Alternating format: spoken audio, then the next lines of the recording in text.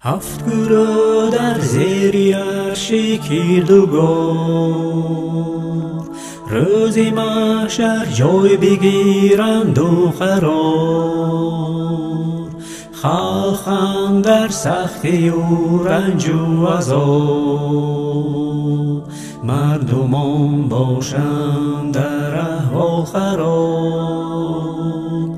مردمان باشند در احوال خراب، لیکن آن سایه دارند و نعیم، در پناه لطف رحمان و رحیم. خوشلق و خوشنود با اعمال خود، با سپاس آسوده حال از حال خود. با سپاس آسوده حال از حال خود. اولی هست پادشاه عدل و داد، آن که خلق از او نکردن آه و داد.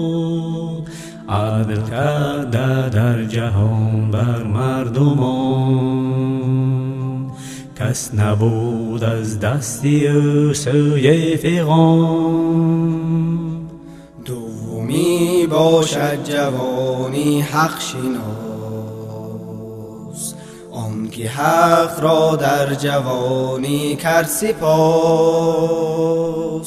در جوانی با خداوندی جهان، خو گرفت و کرد طاعت در نهان. سومی آن مردی با مسجد قریب، آن که مسجد دوست دارد با یقین. چون که از مسجد شود یک دم رها، روحی او گردد از جسمش جدا. چهارمی آن مومن بهر خدا،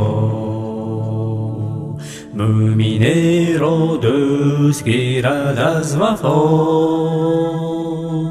بهر حق با او سلامی میکند، بهر حق از او جدایی میکند. پنجمی آن کس که در پنهان و راز، با خداوند میکند راز و نیاز. از سری شوق و محبت بر خدا،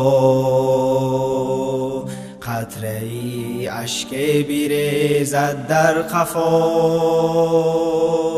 دیدگانش تر شود از شور و شوق، عشق حق بر قلب او مانند طوق. ششمی آن که زن صاحب جمال، سوی خود را بخواند با سؤال. مرد بگوید من بترسم از خدا، خود رها سازد ز دست زن جدا. قلب و جسم و روح پاکش همچو آب، صاف از سرشار از مهر خدا. هفتمی آن کس که اندر این جهان، میکند انفاق در سر و نهان. کس ندارد از سخای او خبر، دست راستش از ید چپ بخبر. پس بکوشیم ای مسلمانان دین، تا شویم از هفت گروه پر یقین.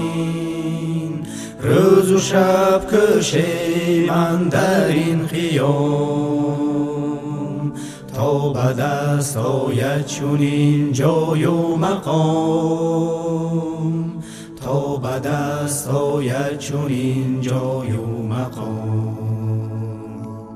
هفت گروه در زیر عرش کردگار، روزی محشر جای بگیرند و قرار. هفت گروه در زیر عرش کردگار.